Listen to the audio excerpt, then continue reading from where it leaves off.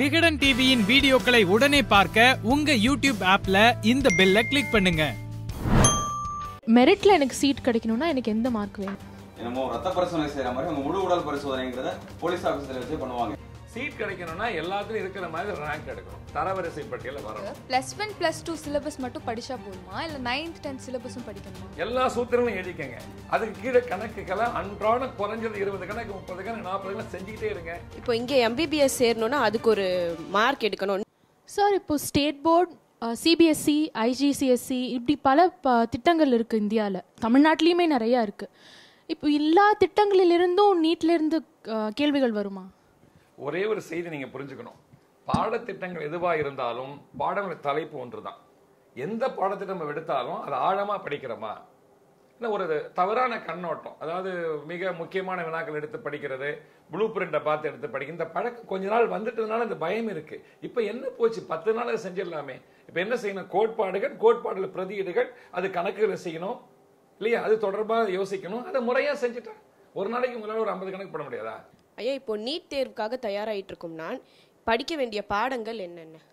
படிக்க வேண்டிய பாடங்கள்லாம் எல்லாத்தையும் தான் படிக்கணும். ஆனா உங்களுக்கு இருக்கிறது 10 நாள் கிட்ட இருக்கு இல்லையா, இந்த 10 நாள் எப்படி திட்டமிடணும்? இயற்பியல் இருக்கு, வேதியியல் இருக்கு, உயிரியல் இருக்கு. உயிரியல்ல தாவர, அதாவது மொத்தமா பாட்டனி ஜுவாலஜின்னு சொல்றீங்க இல்லையா, இது 2 பிரிவு இருக்கு. இதுக்கு எவ்வளவு வினாக்கள் எல்லாம் நம்ம டிஸ்கஸ் பண்ண போறோம்.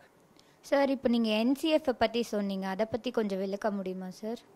இந்த தேசிய கலைத்திட்ட வடிவமைப்பு என்பது இந்தியா முழுமைக்குமான ஒரே விதமான பாடத்திட்டத்தை பரிந்துரை செஞ்சிருக்கிறாங்க.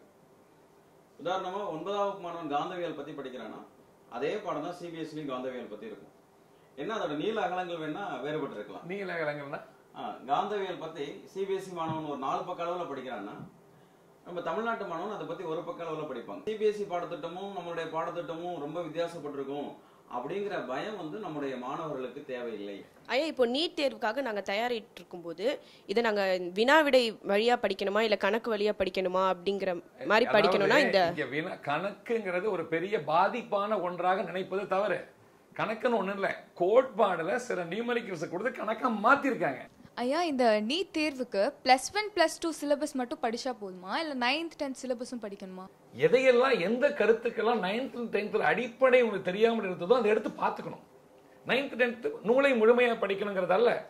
இப்போ ஐயா சொன்ன மாதிரி இப்போ காந்தவியலை பத்தி சொன்னாங்க, நான் அணு ஆற்றலை பத்தி சொல்லுவேன், மின்னியலை பத்தி சொல்லுவேன், மின்காந்த விளைவு பத்தி சொல்லுவேன், அதனுடைய கான்செப்ட். அதே மாதிரி கெமிஸ்ட்ரியில் கனிமம் இருக்கு, பயாலஜியில் ஹியூமன் பிசிக்ஸ் மனித உடலியல் இந்த மாதிரிலாம் இருக்கு. இதன் அடிப்படையில் ஏதாவது செய்திகள் தெரியாமல் இருந்தால் அவசியம் நீங்க எடுத்து பார்க்க வேண்டிய அவசியம் இருக்க வழியே முழுமையாக அங்கே போகணுன்ற அவசியம் நேரம் இல்லை இல்லையா? ஐயா, இப்போ சொன்னீங்க இந்த மாதிரி சிபிஎஸ்சியில் நாங்கள் 4 பக்கம் படிக்கிறது, ஸ்டேட் போர்ட் பசங்க 1 பக்கம் படிக்கிறாங்க அப்படின்னு.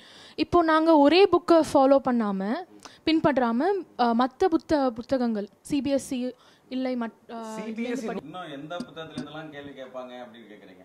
நான் சொன்னேன், ரொம்ப அழகா சொன்னேன், உங்களுக்கு அப்ஜெக்டிவ்ஸ்ல இருந்து கொஸ்டின் எடுக்கிறதுக்கான வாய்ப்பு இருக்குன்னு சொல்லிட்டு. அப்ப அது என்ன கொஸ்டின் சொல்றாங்கன்னா, சார் அதை பத்தி இன்னும் விளக்கமா சொல்லுவாங்க. கொஸ்டினை பொறுத்த வரைக்கும் ஹார்ட்ஸ், மோட்ஸ், லாட்ஸ்ன்னு பிரிக்கிறாங்க.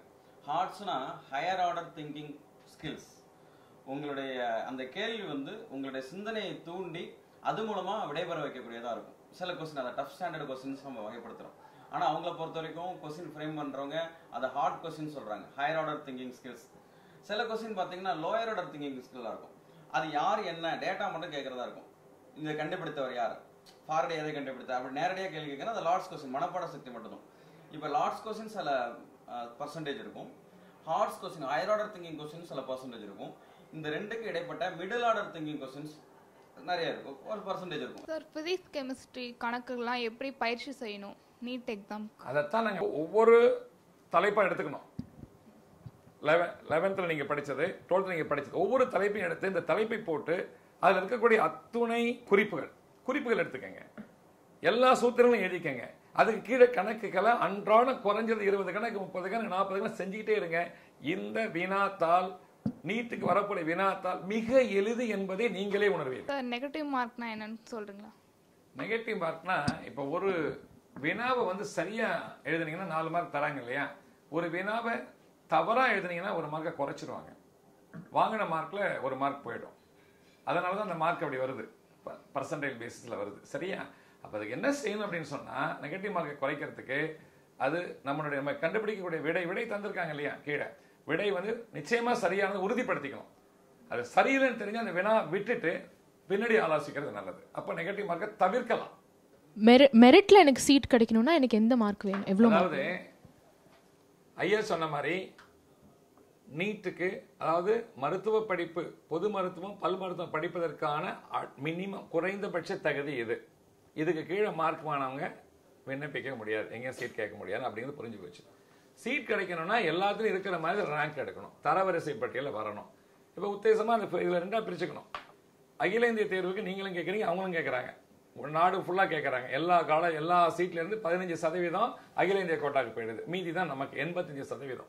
அந்த 85% எப்படி வந்திருக்கு அப்படின்னு சொன்னால், குறைஞ்சபட்சம் 145 685, ஒரு குறைஞ்ச மார்க் 685 மார்க் எடுத்து, அப்போ 550 500 520 600 480 இந்த மாதிரிலாம் எடுத்துட்டா எதுக்கு 720க்கு சீட் கிடைச்சிடும். இப்போ டாக்டர் படிப்பு அப்படின்னு எடுத்தா அது வெறும் எம்பிபிஎஸ் மட்டும் இல்லை, இப்போ ஹோமியோபதி, சித்தா அதெல்லாமும் இருக்கும். அப்போ அதுக்கெல்லாமும் இந்த நீட் வச்சு தான் எடுப்பாங்களா? இல்ல, கேள்வி. தமிழ்நாடை வச்சு நான் சொல்றேன். மருத்துவ படிப்பு அலோபதி என்று சொல்லக்கூடிய இந்த ஆங்கில மருத்துவம், அதான் எம்பிபிஎஸ் பிடிஎஸ் பல் மருத்துவத்தில், இதை தவிர இருக்கக்கூடிய மருத்துவ படிப்புகள் பார்த்தீங்கன்னா ஹோமியோபதி வருது, ஆயுர்வேதிக் வருது, சித்தா வருது, இயற்கை மருத்துவம் வருது, யோகா வருது, யுனானி வருது. இதெல்லாம் வந்து தமிழ்நாட்டில் அந்த அரும்பாகத்தில் இருக்கக்கூடிய பல்கலைக்கழகத்துக்கு கண்ட்ரோலில் இருக்குது. ஆனால் இதுவும் தமிழ்நாடு எம்ஜிஆர் மருத்துவ பல்கலைக்கழக அரசுனுடைய பல்கலைக்கழகம் தான் வருது. இதுக்கும் நீட் தேர்வுக்கும் சம்மந்தம் இல்லை. உங்களுடைய மதிப்பெண் அடிப்படையில் தரப்படும். இதுக்கான மதிப்பெண், அதாவது பிசிக்ஸ், கெமிஸ்ட்ரி, பயாலஜி இந்த வருஷம் அதன் படிப்படி தரப்படும். அதுக்கு முயற்சி செய்யலாம். நீங்க 12th மார்க்கோட கட் ஆஃப் பேஸ், மார்க்கோட கட் ஆஃப் பேசிஸ்ல வரும். அதுக்கான விண்ணப்பங்கள் வரும்போது விண்ணப்பிக்கும். செய்தி தெரியுமா? அந்த ஏஎஃப்எம்சி பத்தி அதை தெரியுமா உங்களுக்கு? ஆர்ம்டு ஃபோர்ஸ் மெடிக்கல் காலேஜ் அப்படின்னு சொல்லக்கூடியது புனேல இருக்கு. இந்தியாவினுடைய பாதுகாப்பு அமைச்சகம் நடத்தக்கூடியது. அதில் எம்பிபிஎஸ் படிப்பு இருக்கு. அதுக்கு ஒரு 360 சீட் கிட்ட இருக்கு. அதை ஒரு 2 வருஷத்துக்கு முன்னாடி ஒரு அகில இந்திய நுழைவுத் தேர்வு வழியா மாணவர்களை சேர்த்துட்டு இருந்தாங்க. இப்போது நீட் கீழே வந்து நீங்க செய்ய வேண்டிய வேலை ஒன்னே ஒண்ணுதான். நீட் தேர்வு எழுதுறீங்க, விளம்பரத்தை பார்த்துக்கிட்டே இருக்கணும், வலைதளத்தை பார்த்துக்கிட்டு இணையத்தை பார்த்துட்டே இருக்கணும். அங்க ஏஎஃப்எம்சிக்கு நீங்க விண்ணப்பிக்கணும். மிக முக்கியம் கவனிங்க, விண்ணப்பிக்கணும். அதாவது சீட்டு கேட்கணும், அப்ளிகேஷன் போடணும். போட்டா போதும். இந்த நீட்டோட அந்த நம்பர், அட்மிட் கார்டு நம்பர் இருக்குல்ல, நுழைவு சீட்டினுடைய எண், அதை வைத்து அவங்களை கூப்பிடுவாங்க. அப்போ விருப்பம் இருந்தால் அங்கே சேரலாம். இப்போ இங்கே எம்பிபிஎஸ் சேரணும்னா அதுக்கு ஒரு மார்க் எடுக்கணும். நீட்டில் இவ்வளோ ஒரு மார்க் இருந்தால் எம்பிபிஎஸ் ஈஸியாக கிடைச்சிரும்னு சொன்னீங்கல்ல. அப்போ அதே மாதிரி ஏஎஃப்எம்சிக்கும் இந்த நீட்டில் இவ்வளோ மார்க் எடுக்கணும், பாஸ் மார்க், இவ்வளோ மார்க், ரேங்க் மார்க் அப்படின்னு ஏதாவது இருக்கா? அதுக்கு நல்ல கேள்வி. அந்த நீட் தரவரிசை பட்டியலில் உங்களுடைய தரவரிசை வருகின்ற பொழுது, ரேங்க் வருகின்ற பொழுது நீங்கள் ஏஎஃப்எம்சி கேட்டால் கொடுத்துருவாங்க. அதுக்குன்னு தனியாக ஒன்றும் இல்லை. இந்த ரேங்க் அது ஒரு கல்லூரி. ஏஎஃப்எம்சியில் எப்படி கிடைக்கணும்னு நீங்கள் கேட்டீங்க. சார் சொன்ன விளக்கத்துக்கு நான் கொஞ்சம் விளக்கமாக சொல்ல விரும்புகிறேன். நீங்கள் கட் ஆஃப்ல வந்துருக்கு, உங்கள் மார்க் தரவரிசை பட்டியலில் இருக்குது, கவுன்சிலிங் போய் உட்காந்துருக்கிறீங்க. உங்களுடைய மார்க்குக்கு வர்றப்ப உங்களுடைய அடுத்த கவுன்சிலிங் கூப்பிட போகிறாங்க. கவுன்சிலிங் கூப்பிட்றப்ப வேகன்சிலாம் காட்டுவாங்க. இந்த காலேஜில் வேகன்சி இருக்குது, தூத்துக்குடி மெடிக்கல் காலேஜில் இருக்குது, மதுரை மெடிக்கல் காலேஜில் இருக்குது அப்படின்னு காட்டுறப்ப ஏஎஃப்எம்சி காட்டுவாங்க. உங்களுக்கு இருந்து நாங்கள் வேகன்ட் இருந்ததுன்னா காட்டுவாங்க. அப்போ நீங்கள் எல்லாம் ஏஎஃப்எம்சி எடுத்துக்க போகிறீங்க. எய்ம்ஸில் ஒரு 6 இன்ஸ்டிடியூஷன் இருக்கு. அதில் 600 சீட்டு கிட்ட இருக்கு. டெல்லியில் ஒன்று இருக்கு, மீதம் எய்ம்ஸ் உண்டு. அதே மாதிரி ஜிப்மர்னு ஒன்று இருக்கு, பாண்டிச்சேரியிலையும் காரைக்கால்லையும். இவ்வளோதான். மருத்துவ பொது நுழைவுத் தேர்வை பொறுத்த வரைக்கும் இந்த 3 தேர்வு தான். இப்போ பாக்கி எல்லா சீட்டும் நீட்டு கீழே வந்துருக்கு.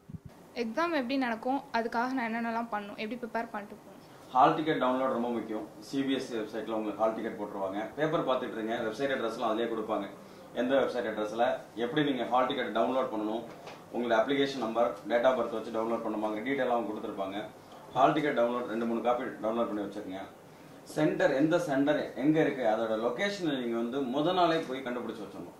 எனக்கு தெரியும் பக்கத்தில் இருக்கிற ஸ்கூல் நினச்சிட்டு இருக்கக்கூடாது. ஒரே பேரில் 2 ஸ்கூல் இருக்கலாம், அவங்களுக்கு பிரான்ச்சஸ் ஸ்கூல் நடந்துட்டு இருக்கும். நீங்கள் அந்த ஸ்கூலில் கற்பனை பண்ணிட்டு இருப்பீங்க. அதனால உங்க ஹால் டிக்கெட்ல இருக்கிற அந்த ஸ்கூலோட அட்ரஸை கண்டுபிடிச்சு முத நாளே போய் பார்த்துட்டு வந்துடுது. இந்த ஸ்கூலுக்கு அப்போ எத்தனை மணிக்கு, இந்த சென்டருக்கு நம்ம எத்தனை மணிக்கு கிளம்பணும், எவ்வளோ நேரத்தில் ரீச் ஆகலாங்கிறது. ரீச் ஆகிறோம். அதுமா சென்னை மாதிரி சிட்டியில் நீங்கள் 2 மணி நேரம் முன்னாடியே பிளான் பண்ணுறது ரொம்ப நல்லது. எக்ஸாம் ஹாலுக்கு 2 மணி நேரம் முன்னாடியே போயிடணும். நீங்கள் அவங்க ஃப்ரிஸ்கிங்லாம் உண்டு. ஃப்ரிஸ்கிங்கிறது உங்களுடைய முழு பரிசோதனை, என்னமோ ரத்த பரிசோதனை செய்யற மாதிரி உங்க முழு உடல் பரிசோதனைங்கிறத போலீஸ் ஆஃபீஸில் வச்சு பண்ணுவாங்க. காஸ்ட்லியான ஜுவல்ஸ்லாம் போட்டு போகக்கூடாது. நம்ம எக்ஸாம் எழுத தான் போகிறோம். அதனால காசுல நிறைய பாய்ஸா இருந்தா நிறைய பாக்கெட் வச்சிருக்க மாதிரி பேண்ட் எல்லாம் போட்டு போக கூடாது. பேனா கூட நீங்க எடுத்துட்டு போக வேணாம். அப்புறம் எப்படி சார் எக்ஸாம் எழுதுறது, உங்களுக்கான பேனா அவங்களே கொடுத்துருவாங்க. இதை மாதிரி ஒரு ஷீட் கொடுக்க போறாங்க, ஆன்சர் ஷீட் கொடுப்பாங்க. இந்த ஆன்சர் ஷீட் தான் நீங்க ஷேர் பண்ண போறீங்க. இதுல ஷேர் பண்றது மட்டும் தான், இதுல ஷேர் பண்றதுக்கான பேனா கூட அவங்க கொடுத்துருவாங்க. அதனால நீங்க ஷேர் பண்றதை பத்தி நான் ஏற்கனவே சொல்லியிருந்தேன். ஏ ஃபர்ஸ்ட் क्वेश्चनக்கு வந்து இப்போ ஏ சரியான விடைனா ஏ மட்டும். இதுதான் அந்த OMR ஷீட்டுங்களா? OMR ஷீட் கலரா இருக்கும் எங்களுக்கு. சார் ஜெராக்ஸ் காப்பிங் இருக்குது. கம்ப்ளீட்டா ஷேர் பண்ணும். எப்படி ஷேர் பண்ணுங்கிறத எங்கேயே கொடுத்துருக்காங்க. ஏன்னா நீங்க OMRல அப்ளை எக்ஸாம்ல தான் உங்களுக்கு ஃபர்ஸ்ட் டைமா கூட இருக்கலாம். டிஎன்பிஎஸ் எழுதுறவங்களுக்குலாம் தெரிஞ்சிருக்கும். இதை ஷேர் பண்ணி காமிச்சிருக்காங்க. அது சில பேர் சும்மா டிக் பண்ணுவாங்க. டிக் பண்ணக்கூடாது. அந்த சர்க்கிள்குள்ள மட்டும் சின்னதா சில பேர் சின்ன சர்க்கிள் போடுவாங்க. கம்ப்ளீட்டா ஷேடா இருக்கும். ஏங்கிறது கம்ப்ளீட்டா ஷேட். ஏன்னா அது கம்ப்யூட்டர் வேல்யூவேஷன். பார்த்துலாம் டிக் பண்ண மாட்டாங்க. உள்ளுக்குள்ள ஷேர் பண்ணிருந்தீங்கன்னா உங்க ஆன்சர் வேல்யூ ஆகாது. ரொம்ப ரொம்ப முக்கியமானது. சில பேர் ஷேர் பண்றதுல தப்பு பண்ணிடுவாங்க. கம்ப்ளீட்டா ஷேர் பண்ணுங்க. சார், இந்த தேர்வு எவ்வளோ நேரம், அதில் நான் எல்லா வினாக்களுக்கும் எப்படி விடை கொடுக்க முடியும், அதை பற்றி கொஞ்சம் சொல்லுங்கள் சார். நேர மேலாண்மைங்கிறது ரொம்ப ரொம்ப அவசியம். எந்த கேள்விக்கு எவ்வளோ நேரம் எடுத்துக்கலாம் அப்படிங்கிறது. 180 கேள்வியும் நம்ம 3 மணி நேரத்தில் முடிக்கணும். ரொம்ப முக்கியமாக நல்லா தெரிஞ்ச கேள்விக்கெல்லாம் நம்ம விடை எழுதிடணும். தெரியாத கேள்வியை விட்டுலாம் மைனஸ் மார்க் இருக்கிறதுனால.